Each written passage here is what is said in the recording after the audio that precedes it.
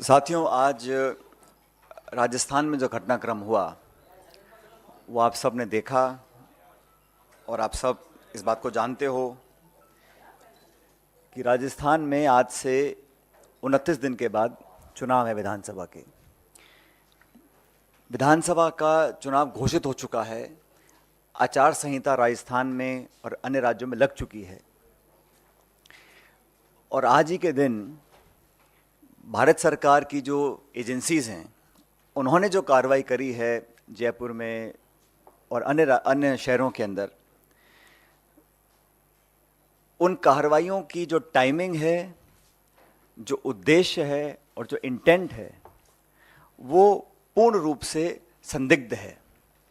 और ये मैं इसलिए कह रहा हूँ कि जो एजेंसीज भारत सरकार की हैं उनका दुरुपयोग लगातार हो रहा है, ये अब जग जाहिर हो चुका है।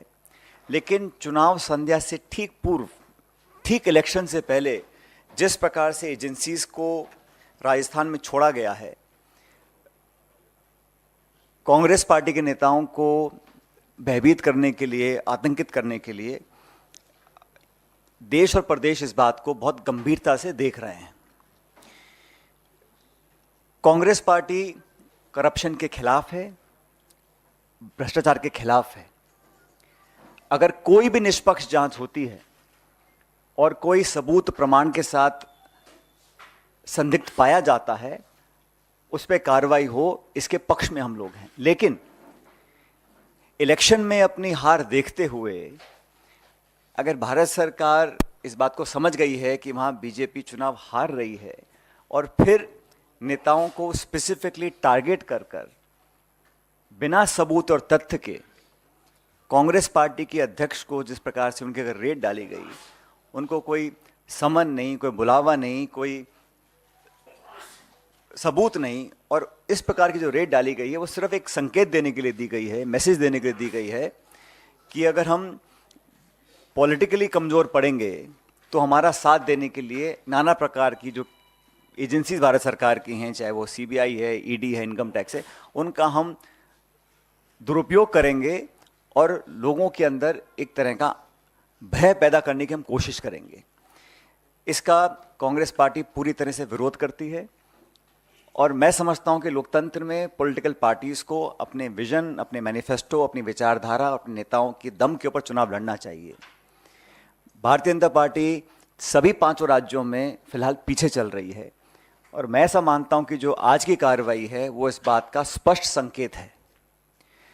जहां तक मुख्यमंत्री जी के बेटे वैभव गहलोत को जो समन दिया गया है वो भी आप जानते हैं। उन्होंने खुद कहा, वैभव ने, कि ये 12 साल पुराना कोई प्रकरण था और पोलिंग डेट अनाउंस होने के बाद अचानक से समन भेजा जाना, सब लोग समझते हैं कि इसके पीछे क्या सोच हो सकती है। मैं फिर रिपीट करना चाहता हूं, करप्शन के खिलाफ, गलत काम करने वालों के खिलाफ हम सब लोग हैं, लेकिन कार्रवाई करती है ईडी और जवाब दे रही है बीजेपी। एक्शन एनफोर्समेंट डायरेक्टरेट ले रहा है और बीजेपी उसकी सफाई दे रही है, स्पष्टीकरण दे रही है। ये समझ से परे है। तो एक पॉलिटिकल वेपन की तरह एजेंसीज को इस्तेमाल करना, ये लोकतंत्र के लिए बहुत ही नकारात्मक संकेत है।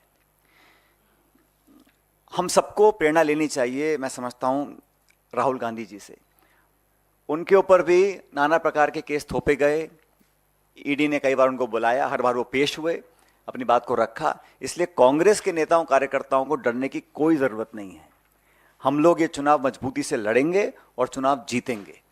तो ये जो कोशिश की गई है आज के दिन कि चुनाव से ठीक पहले, जब मॉडल कोड ऑफ कंडक्ट लगा हुआ है, तब आप इस प्रकार की कार्रवाई कर रहे हैं, तो ये बात सब लोग समझ रहे हैं कि कार्रवाई क्यों करनी पड़ रही है। अगर वो चुनाव जीत रहे होते, बहुमत की तरफ बढ़ रहे होते, तो शायद इस प्रकार की कार्रवाई होती। तो जो टाइमिंग है, जो इंटेंट है, जो ऑब्जेक्टिव है, वो संदिग्ध है, सस्पिशियस है। और ये पहली बार नहीं हो रहा है कि इलेक्शन गोइंग स्टेट के अंदर इस प्रकार की कार्रवाई की जा रही है। जो टॉप लीडर्स हैं उनको टारगेट किया जाता है, स्पेसिफिकली टारगेट किया जाता है। और जब चुनाव खत्म हो जाता है तो वो खबरें जब सुर्खियों से हट जाती हैं तो उसका कुछ अता पता रहता नहीं। उन केसेस का, उन आरोपों का, उन छापों का, उन नोटिस का, उन समन्स का। तो पॉलिटिकल टूल की तरह इसको इस्तेमाल किया जा रहा है। इस बात को जनता भी देख रही है, राजस्थान की और देश की भी। इसलिए जब जब मैं समझता हूँ रूलिंग डिस्पेंसेशन जो दिल्ली में है, जब अपने आप को कमज़ोर पाती है, तो इस प्रकार की एजेंसीज का वो पूरा सहायता लेकर अपना हित साधने में लग जाती हैं। ये एक बहुत गलत परंपरा है। ये लोकतंत्र के लिए, जैसा मैंने पहले कहा, एक अच्छा संकेत नहीं है। और जैसा मैंने कहा कि आज जो हुआ है उसको पूरा प्रदेश देख रहा है, इलेक्शन गोइंग स्टेट है। राजस्थान के अंदर जब जब करप्शन के इश्यूज आए उस पर कार्रवाई करने की मांग पहले भी होती, आज भी होती आई है। लेकिन अब जब चुनाव डिक्लेयर हो गए हैं, अब जब इलेक्शन सिर्फ 3-4 हफ्ते दूर है, अब अचानक आप जागें, पुराने केसेस को आप उठाएं, समन्स भेजें, छापे डालें और एक प्रकार से लोगों को टारगेट कर कर उनका चरित्र हनन करने की जो कोशिश करें। जांच से कोई डरता नहीं, आप कोई भी जांच कराइए, सब जांच फेस करने को तैयार है। जैसे मैंने कहा, राहुल गांधी जी फेस कर रहे हैं, सब लोग फेस कर रहे हैं। लेकिन इलेक्शन की पूर्व संध्या पर इस प्रकार की कार्रवाई होना, इसकी मैं भर्त्सना करता हूं, इसकी मैं निंदा करता हूं कि ये जो किया गया है ये पूर्ण तरह पॉलिटिकली मोटिवेटेड है। आप लोगों के कोई सवाल हैं तो मैं जवाब दे सकता हूं।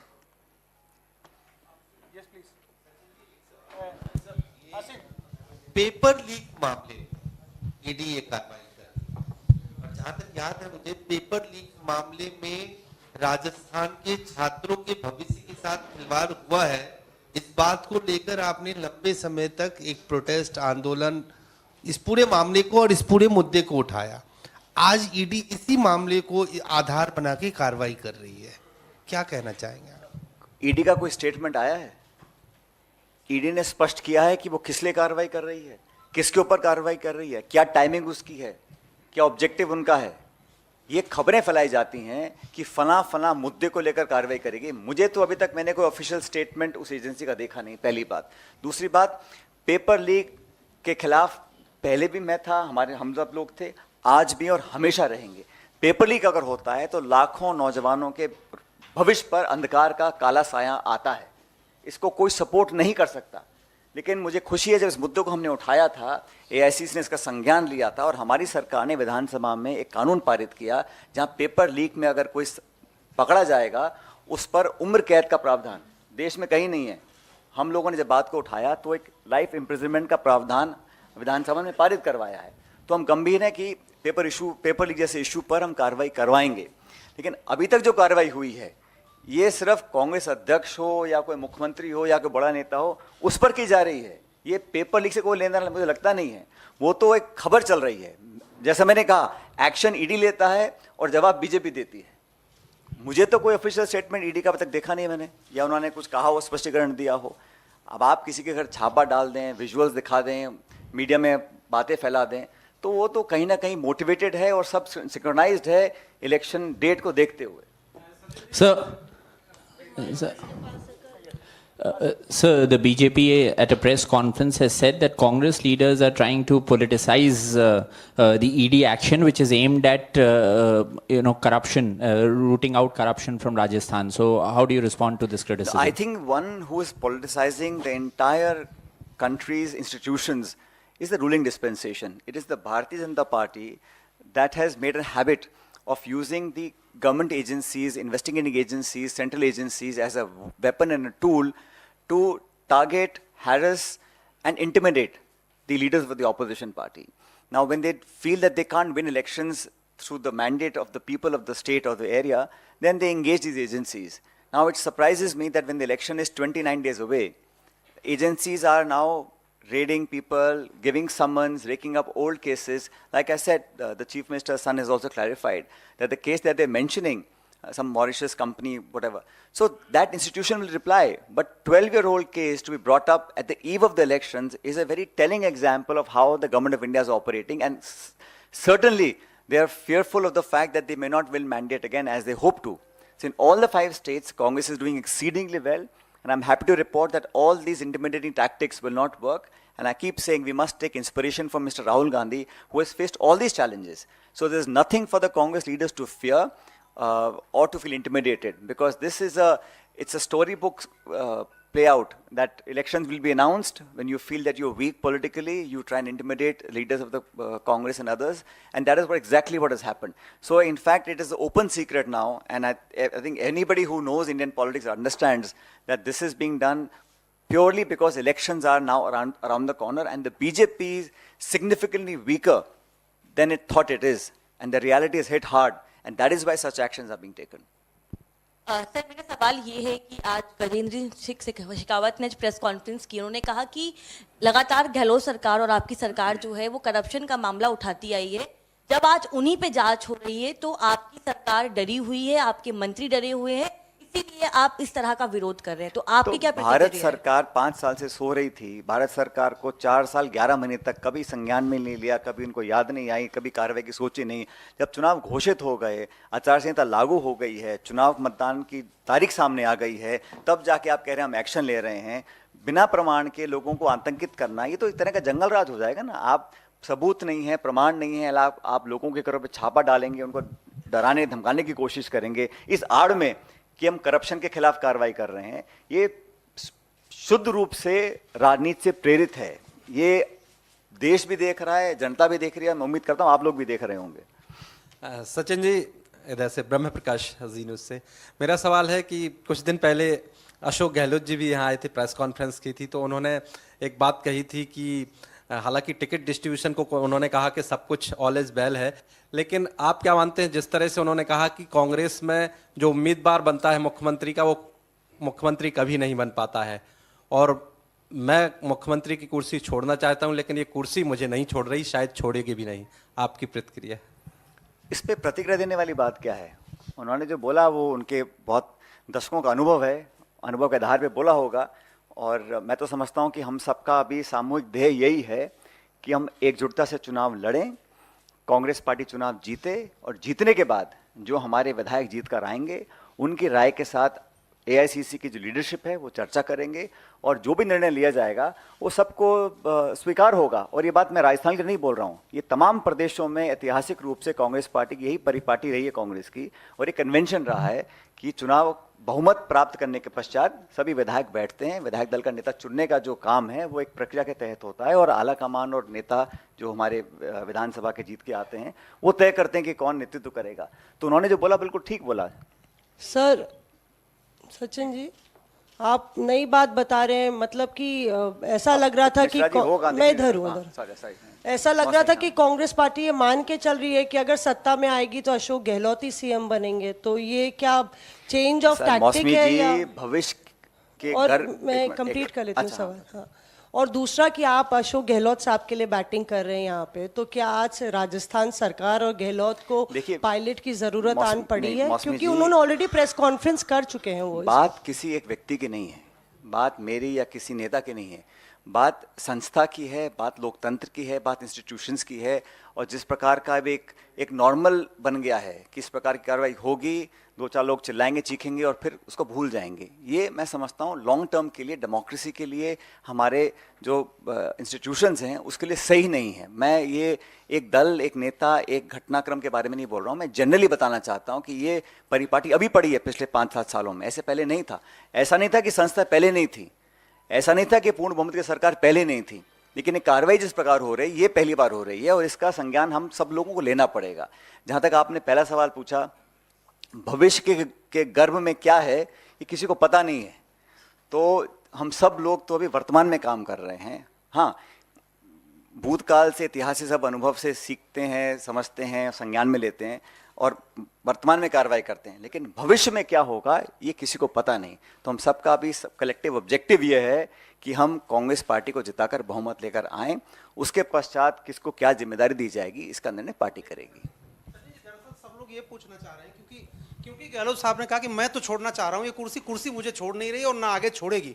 तो सब लोगों का ये जानना है कि आपके पास चूंकि जिम्मेदारी है, आपकी कोई केमिकल इस तरह का इजाद आपने किया कि जो चिपकी हुई कुर्सी उसको आप अलग कर सकें, कोई इस तरह का कोई अनुसंधान आप कर रहे हैं? और दूसरी हमारे यहाँ सुनो मेरी बात, दूसरी बात, एक छोटा सवाल, आपने तमाम प्रक्रिया बता दी कि हमारी पार्टी में ये प्रक्रिया है, तो प्रक्रिया के तहत 2 ऑब्जर्वर गए थे, प्रक्रिया के तहत उन्होंने विधायक दल की बैठक बुलाई, तो उस प्रक्रिया का पालन तो वहां हुआ नहीं। तो आप कैसे उम्मीद करते हैं कि आगे प्रक्रिया का पालन ऐसा है जो आप, मैं जानता हूं मुझसे क्या बुलवाना चाह रहे हो, लेकिन जो जिस घटनाक्रम का आपने उल्लेख किया है वो भी एक शोध का विषय है कि वो, लेकिन वो अतीत में है। मैंने कहा जो समय निकल गया वापस आने वाला नहीं है।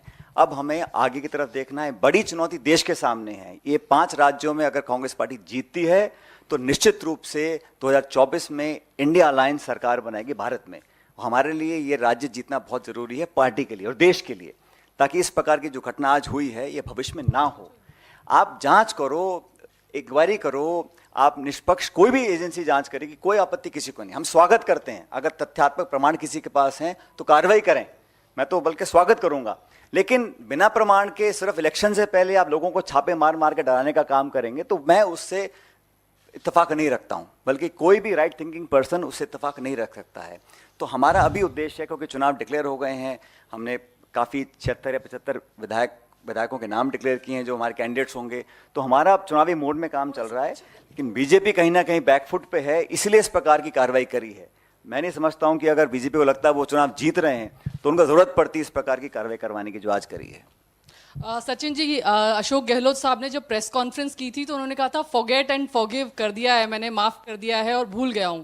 तो सचिन पायलट क्योंकि रिसीविंग एंड पे थे काफी जगहों पर, तो क्या सचिन पायलट ने भी फॉरगेट एंड फॉरगिव कर दिया है? वो मेरे लिए बोल रहे थे, खुद के लिए बोल रहे थे, आई डोंट नो, बिकॉज मुझे तो खरगे साहब ने बड़ा संदर्भ में आपके ही सवाल पूछा। मुझे हमारे आदरणीय अध्यक्ष जी खरगे साहब ने बड़ा स्पष्ट कहा था, जब उनसे मिला था 5-6 महीने पहले, उन्होंने कहा था कि हम सबको मिलकर ये चुनाव लड़ना है। ये चुनाव कोई एक व्यक्ति चुनाव जिता दे किसी भी राज्य में, किसी भी देश में, संभव नहीं है। संगठन चुनाव लड़ता है, एक कलेक्टिव लीडरशिप होती है, उसमें एक अच्छा मिश्रण होता है अनुभव का, युवाओं का, प्रतिभा का, और जो लोग एक्सपीरियंस हैं या जो लोग नए आते हैं राजनीति में, उन सबको साथ लेकर की जिम्मेदारी चलने की हम सब लोगों की है। उन्होंने मुझे कहा था कि Sachin, we have to move forward, तो let's forget the past, forgive whatever has happened and move forward. तो हमने तो उस लाइन पे आगे चलने का काम किया है, और मैं समझता हूँ यही समय की पुकार भी है कि हमें आगे चलना चाहिए। सर, एक तस्वीर अभी याद दिखाई दे गई जिसमें आप पायलट हैं और पीछे गहलोत साहब बैठे हुए हैं। तो अब आपने कहा पिछली बातें भूल जाते हैं, तो पिछली बार आप मोटरसाइकिल में तो पायलट थे, सरकार के पायलट गहलोत साहब बन गए, तो अगली बार पायलट बनने की कोई तैयारी है? ऐसा है, जिस आप जो फोटो दिखा रहे हैं वो फोटो काफ़ी पुराना हो चुका है। अब नए नए यातायात के साधन आ गए हैं। वो एक मोटरसाइकिल थी, अब इलेक्ट्रिक गाड़ी भी आ गई है, अब हाइब्रिड मॉडल भी आ गया, अब सब तरह के मॉडल हैं।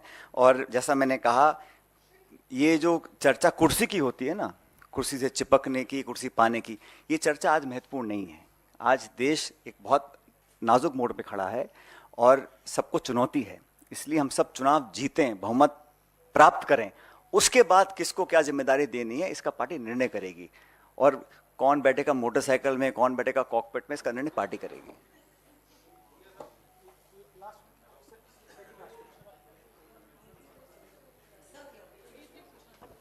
हाँ, लास्ट में Travesty from the wire. So that we have seen in the past that opposition leaders who have come under the scanner of central agencies like BJP, they have crossed over to the BJP, and parties like the Congress have made it an issue saying that the BJP is washing machine, etc. So is there a concern in the party at the moment that there could be leaders who the BJP is in touch with, and is there a concern about an Operation Lotus in Rajasthan at the moment? You see, now the elections are so close. Any individual who wanted to or has to leave the political party will do or may have already done. I don't think these actions are going to now have a fallout where people will either leave or join parties. Before every election, some individuals leave the party, some join the party. It's a very natural thing that happens almost every state and every election. I don't give it too much credence.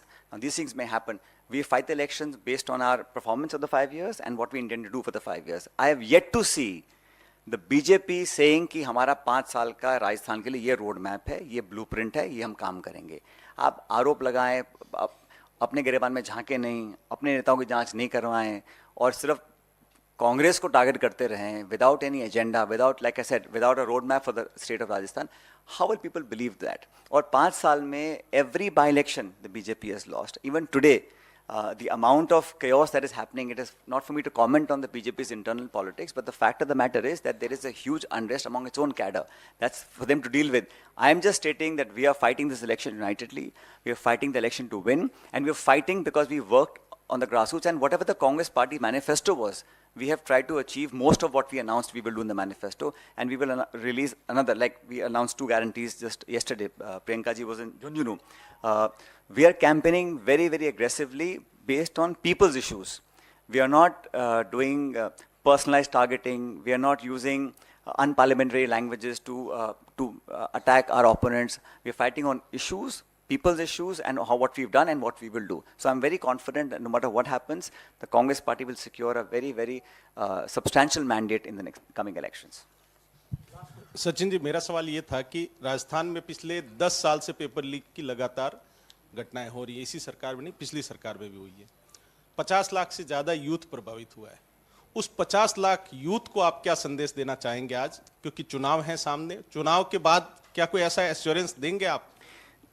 देखिए, जैसे मैंने कहा कि paper leak जब भी हुआ है, उसकी पीड़ा सबसे ज़्यादा उस गरीब किसान परिवार के बच्चे बच्चियों को होती है जो साल 2 साल मेहनत करते हैं, जो ट्यूशन लेते हैं, कोचिंग करते हैं, किताब खरीदते हैं, शहरों में जाके हॉस्टल में रहते हैं, मेस का खाना खरीदते हैं और पैसा खर्च करते हैं। अगर आप मेहनत करें और आपकी मेहनत और आप ओवरेज हो जाएं, या 2 साल के बाद आप परीक्षा दे कर आएँ, वो परीक्षा कैंसिल हो जाए क्योंकि पेपर लीक हो चुका है, इससे ज़्यादा पीड़ा कभी किसी को हो नहीं सकती। गरीब परिवार के, मध्यम वर्ग के लोगों को, किसान परिवारों को, तो हम तो हमेशा उनके हितैषी रहे हैं। और मैं तो शुरू से कहता आया हूँ कि इस प्रकार की ज़ीरो टॉलरेंस हमको अपनाना पड़ेगा जहाँ तक पेपर लीक का इशूज़ है। इसलिए पहली बार उम्र कैद का प्रावधान, मतलब पेपर लीक में कोई पकड़ा जाएगा तो उसके खिलाफ उम्र कैद तक की सज़ा का प्रावधान सरकार ने बनाया है।